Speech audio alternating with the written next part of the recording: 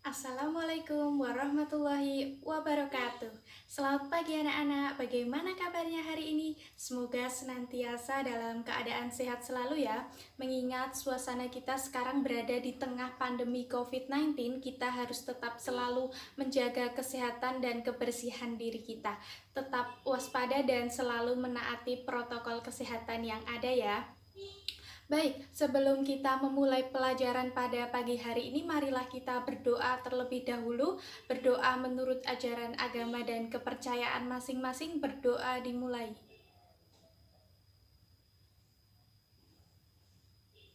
Berdoa selesai. Pada pagi hari yang cerah ini hadir semua ya siswa ibu. Selamat bergabung anak-anak, selamat mencermati video dengan sebaik mungkin ya. Semoga video pembelajaran dari ibu menyenangkan dan kalian jangan lupa untuk tetap selalu memperhatikan. Anak-anak, senang sekali ya hari ini kita dapat bertemu kembali dalam mata pelajaran IPS. Tentunya sebelum menyimak pembelajaran dari ibu, kalian sudah sarapan ya. Kalian sarapan menggunakan nasi dan berbagai macam lauk pauk. Dan nasi tersebut berasal dari beras atau padi. Dan beras tersebut atau padi tersebut diolah oleh petani, dan petani mengolah padi tersebut di sawah. Dari kegiatan tersebut tentunya sudah terdapat kegiatan ekonomi ya. Contohnya yaitu kegiatan produksi, di mana seorang petani mengolah sawahnya sehingga dapat menghasilkan padi atau beras tersebut dan kemudian dimasak menjadi nasi seperti yang sudah kalian makan untuk sarapan tersebut. Sehingga dapat kita ambil pelajaran ya. Kalau hari ini kita akan membahas tentang kegiatan ekonomi, diantaranya yaitu kegiatan ekonomi produksi, distribusi, dan konsumsi. Tentunya dalam kegiatan ekonomi terdapat tokoh hebat dan penting ya anak-anak. Contohnya yaitu Bapak Nadiem Makarim. Beliau merupakan salah satu pengusaha hebat dahulunya, yaitu pendiri Gojek. Dan sekarang beliau menjadi Menteri Pendidikan dan Kebudayaan Indonesia. Dari kisah singkat beliau kita dapat meneladani sifat dan sikap baiknya seperti kegigihannya, semangatnya dalam melakukan suatu hal. Mengingat bahwa tidak ada usaha yang mengkhianati hasil, sehingga diharapkan kalian dalam mengerjakan sesuatu dilakukan dengan usaha yang semaksimal mungkin dan jangan cepat menyerah. Tentunya dari kerja keras kalian dapat tercapai cita-cita yang kalian inginkan. Baik, sebelum kegiatan pembelajaran dimulai, Ibu akan menyampaikan tujuan pembelajaran ya anak-anak. Tujuan pembelajarannya yaitu yang pertama, siswa dapat memahami tentang kegiatan produksi. Yang kedua, siswa dapat memahami tentang kegiatan distribusi. Dan yang ketiga, siswa dapat memahami tentang kegiatan ekonomi konsumsi.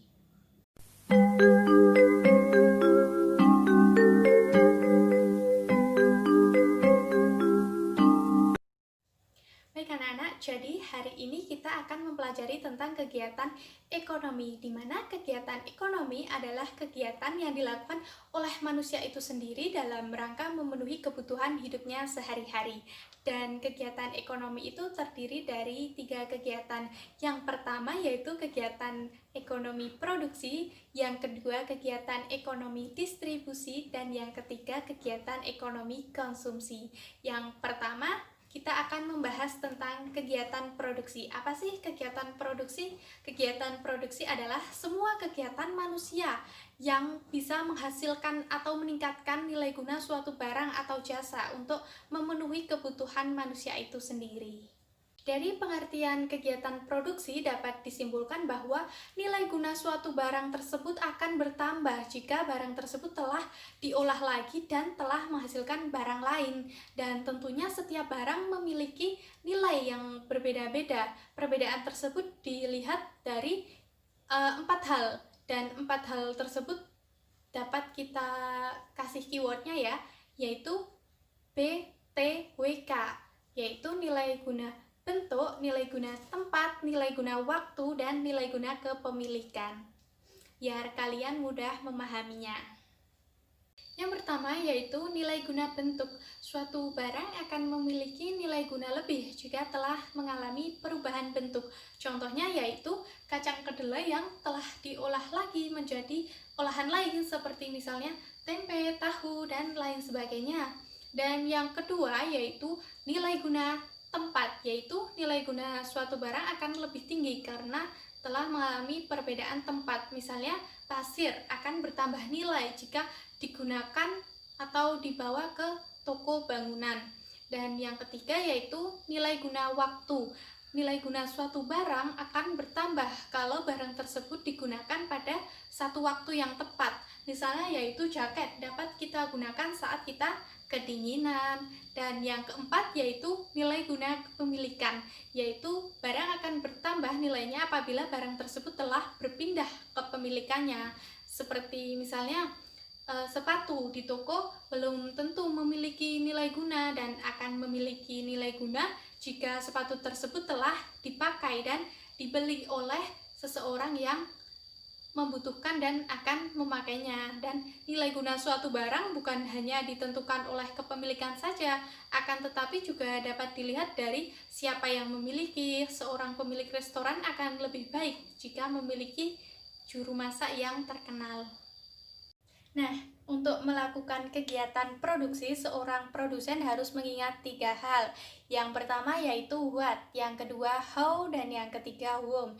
Baik, yang pertama yaitu what, yaitu barang-barang apa saja yang akan dihasilkan dan bahannya itu juga apa saja. Ini tentunya berhubungan dengan tujuan kegiatan produksi, yaitu untuk menghasilkan barang produksi atau barang konsumsi. Yang kedua yaitu how, bagaimana memilih faktor-faktor produksi untuk memproduksi barang tersebut. Maka produsen harus memperhatikan tenaga kerja, modal, bahan baku dengan tujuan untuk memproduksi barang atau jasa yang berkualitas.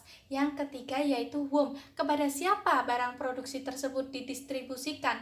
Permasalahan yang ditimbulkan bukan hanya sekedar bisa menghasilkan barang tersebut, akan tetapi barang produksi tersebut dapat diterima oleh masyarakat. Untuk itu, pengusaha-pengusaha dan pedagang-pedagang dapat melakukan kegiatan promosi agar barang dagangannya dapat diketahui dan disukai oleh masyarakat secara luas.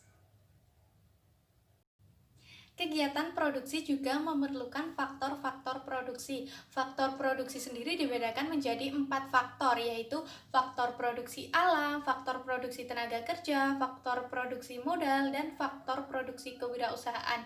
Dan faktor produksi alam dan tenaga kerja disebut dengan faktor asli, dan faktor modal serta kewirausahaan disebut dengan faktor turunan. Keempat faktor ini tentunya akan menentukan berhasil tidaknya kegiatan produksi tersebut. Yang pertama yaitu faktor produksi alam, adalah faktor produksi yang disediakan oleh alam sebagai bahan mentah atau bahan baku produksi. Contoh dari faktor produksi diantaranya yaitu ada tanah, hutan, barang-barang tambang, dan air. Tanah sendiri sebagai sumber daya alam dan sumber daya manusia dapat menggunakan lahan pertanian, pabrik, perkebunan, peternakan, dan lain sebagainya. Sedangkan hutan dapat menghasilkan bahan mentah berupa kayu. Dan barang-barang tambang misalnya emas, biji besi, minyak bumi, dan lain sebagainya. Sedangkan air dapat digunakan untuk pengairan atau bahan baku lainnya. Yang kedua yaitu faktor produksi tenaga kerja, di mana tenaga kerja sendiri merupakan sumber daya manusia yang dapat digunakan kemampuannya untuk proses produksi tersebut. Tenaga kerja sendiri dibedakan menjadi 3 jenis, yaitu tenaga kerja terdidik, tenaga kerja terlatih, dan tenaga kerja tidak terdidik dan tidak terlatih. Tenaga kerja terdidik sendiri merupakan tenaga kerja yang menempuh pendidikan formal, contohnya yaitu ada guru, dokter, dan lain sebagainya. Dan yang kedua yaitu tenaga kerja terlatih, yaitu tenaga kerja yang memiliki keterampilan yang terlatih, misalnya yaitu sopir, penjahit, dan lain sebagainya. Dan yang ketiga yaitu tenaga kerja tidak terdidik dan tidak terlatih, serta tidak mempunyai keterampilan. Contohnya yaitu ada tukang sapu, tukang bangunan, dan lain sebagainya. Yang ketiga yaitu faktor produksi modal, di mana modal sendiri adalah segala hasil produksi yang dibuat oleh manusia, tentunya dengan tujuan untuk menghasilkan barang-barang atau jasa. Tetapi modal tidak hanya berupa uang, bisa berupa bentuk lain seperti misalnya barang, dan contoh dari modal itu sendiri bisa berupa gedung, mesin-mesin, bahan mentah, bahan baku, dan lain sebagainya yang dapat digunakan dalam proses produksi. Dan yang keempat yaitu faktor kewirausahaan. Kewirausahaan sendiri adalah kemampuan seseorang atau beberapa orang untuk menyatukan semua faktor produksi agar dapat menghasilkan barang tertentu. Faktor produksi ini merupakan kemampuan menjalankan perusahaan sehingga perusahaan tersebut dapat berjalan secara efektif dan efisien. Tentunya kewirausahaan sangat besar peranannya sebagai penentu dalam pelaksanaan serta hasil yang ingin dicapai. Baik, selanjutnya kita masuk pada kegiatan yang kedua, yaitu kegiatan distribusi. Barang hasil produksi atau barang yang dihasilkan dari kegiatan produksi tentunya tidak akan mempunyai nilai guna jika barang tersebut tidak sampai ke tangan konsumen. Sebagus apapun itu barang dan semenarik apapun itu barang, tidak ada gunanya jika barang tersebut tidak dapat dinikmati oleh konsumen. Oleh sebab itu, agar barang dapat sampai ke tangan konsumen, maka diperlukan kegiatan penyaluran barang dari produsen kepada konsumen, yaitu dengan kegiatan distribusi. Karena tujuan kegiatan distribusi itu sendiri adalah menyalurkan barang dari produsen kepada konsumen, dan agar barang hasil produksi tersebut dapat lebih berguna kepada masyarakat, dan tentunya agar kebutuhan masyarakat akan barang tersebut dapat terpenuhi. Dan untuk mencapai tujuan kegiatan distribusi tersebut, ada beberapa cara yang dapat dilakukan agar barang tersebut sampai pada tangan konsumen. Cara yang dapat dilakukan yaitu yang pertama dengan distribusi langsung, di mana penyaluran barang atau jasa tanpa melalui perantara khusus, sehingga langsung antara produsen langsung kepada konsumen. Contohnya yaitu ada pedagang sate yang langsung menjual barangnya kepada konsumen. Dan yang kedua ada distribusi semi langsung, yaitu sistem distribusi ini dari produsen kepada konsumen tetap melalui perantara khusus, tetapi perantara di sini masih bagian dari produsen itu sendiri. Contohnya yaitu ada pabrik tekstil yang menyalurkan kainnya melalui penyaluran khusus. Selanjutnya yang ketiga yaitu distribusi tidak langsung, di mana sistem distribusi di sini dari produsen ke konsumen bisa melalui agen, grosir, pedagang-pedagang kecil, dan lain sebagainya yang dapat bertindak sebagai perantara. Selanjutnya kita masuk pada kegiatan yang ketiga, yaitu kegiatan konsumsi. Manusia setiap harinya tentu melakukan kegiatan konsumsi ya, untuk memenuhi kebutuhan hidupnya sehari-hari. Dan kegiatan yang dilakukan manusia itu sendiri tergantung dari tujuan masing-masing individu itu. Karena pengertian dari kegiatan konsumsi adalah setiap kegiatan manusia, baik itu memakai, menggunakan, ataupun menghabiskan suatu nilai guna barang, baik secara berangsur-angsur maupun secara langsung. Dan seiring dengan perkembangan zaman yang semakin kesini semakin maju, tentunya kebutuhan manusia itu semakin banyak dan semakin beraneka ragam. Untuk itu setiap manusia selalu bekerja untuk mendapatkan penghasilan dan tentunya untuk memenuhi kebutuhan hidupnya sehari-hari. Dan tentunya di dalam ilmu ekonomi, pelaku konsumsi tersebut dapat dikelompokkan menjadi beberapa macam. Yang pertama yaitu ada kegiatan ekonomi rumah tangga keluarga. Dan yang kedua ada kegiatan ekonomi rumah tangga perusahaan. Dan yang ketiga yaitu ada kegiatan ekonomi rumah tangga negara. Baik, kita masuk pada poin yang pertama, yaitu kegiatan ekonomi rumah tangga keluarga. Rumah tangga keluarga ini biasanya terdiri dari ayah, ibu, dan anak-anak. Keluarga merupakan sekelompok orang yang dipersatukan dalam pertalian darah yang tinggal dalam satu atap atau satu rumah. Dan keluarga sendiri merupakan unit terkecil dari lingkup masyarakat. Dan setiap anggota keluarga tentunya mempunyai kebutuhan yang berbeda-beda, baik dilihat dari jumlahnya maupun dengan ragamnya. Contoh dari kebutuhan anggota keluarga yaitu bisa berupa makanan, pakaian, dan lain sebagainya. Sedangkan kebutuhan keluarga sendiri yaitu ada rumah, listrik, telepon, dan lain sebagainya. Tingkat konsumsi suatu keluarga tentunya berbeda dengan keluarga lainnya. Perbedaan ini tentunya dipengaruhi oleh faktor, yaitu ada faktor pendapatan, faktor jumlah anggota keluarga, gaya hidup, latar belakang pendidikan, ataupun dengan faktor lingkungan tempat tinggalnya. Setiap rumah tangga selalu berupaya sedemikian rupa agar dapat memenuhi kebutuhan hidupnya sehari-hari. Dan setiap rumah tangga sebaiknya selalu menyelaraskan antara tingkat pendapatan dengan tingkat pengeluaran. Dan rumah tangga keluarga sebaiknya membuat perencanaan pengeluaran dengan menyusun anggaran pendapatan dan belanja agar keluarga tersebut tidak terjadi kekurangan dalam hal pembiayaan. Selanjutnya kita masuk pada poin yang kedua, yaitu kegiatan ekonomi rumah tangga perusahaan. Perusahaan merupakan tempat berlangsungnya proses produksi. Pada saat memproduksi barang, perusahaan ini memerlukan bahan baku, tenaga kerja, dan modal. Pada saat perusahaan ingin menghasilkan barang atau jasa, maka perusahaan harus menentukan bahan baku, mesin, dan jasa tenaga kerja itu sendiri. Perusahaan dalam hal ini bukan hanya melakukan kegiatan produksi, akan tetapi juga menggunakan bahan baku, tenaga kerja, dan modal dalam proses produksi.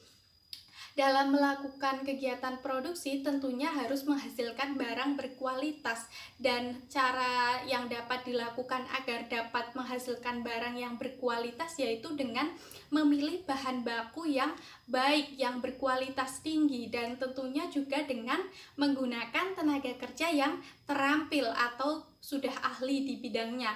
Tentunya hal ini dapat dikombinasikan antara bahan baku, modal, dan tenaga kerja itu dapat menghasilkan suatu produk atau suatu barang yang berkualitas.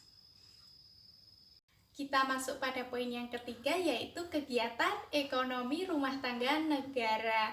Pada dasarnya sama dengan perusahaan, negara bertindak sebagai produsen sekaligus sebagai konsumen. Tujuan konsumsi negara tersebut berbeda dengan rumah tangga keluarga dan perusahaan, karena konsumsi negara bertujuan untuk memenuhi atau melayani kebutuhan hidup masyarakatnya, dan biaya yang digunakan untuk konsumsi negara itu berasal dari masyarakat, dan negara setiap akhir tahun membuat rancangan anggaran dan belanja negara yang nantinya harus disetujui oleh DPR. Dan hal ini dilakukan agar pengeluaran pemerintah dapat sesuai dengan kebutuhan dari masyarakat itu sendiri.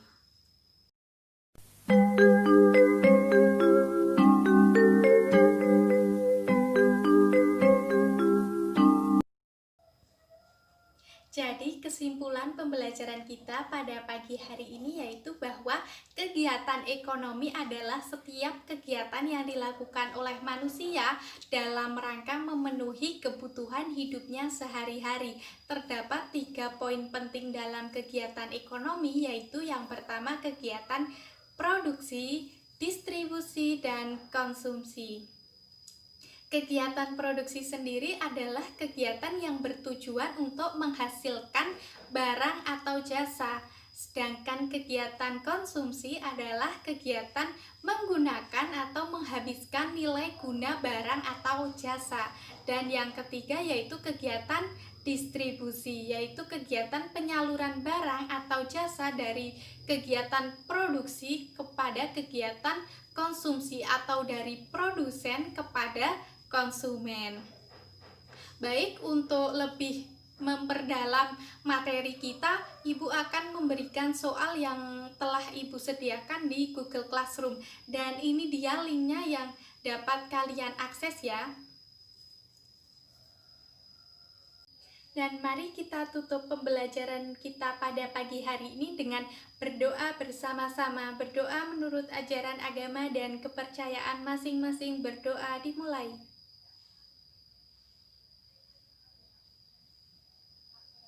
Berdoa selesai. Jika Ibu ada banyak salah kata dan kekurangan dalam pembelajaran kita kali ini, Ibu meminta maaf yang sebesar-besarnya ya. Tetap patuhi protokol kesehatan yang ada dan tetap memakai masker, dan jangan lupa juga untuk tetap menjaga jarak aman agar kita dalam keadaan sehat selalu dan terhindar dari virus COVID-19. Sekian dari Ibu. Assalamualaikum warahmatullahi wabarakatuh.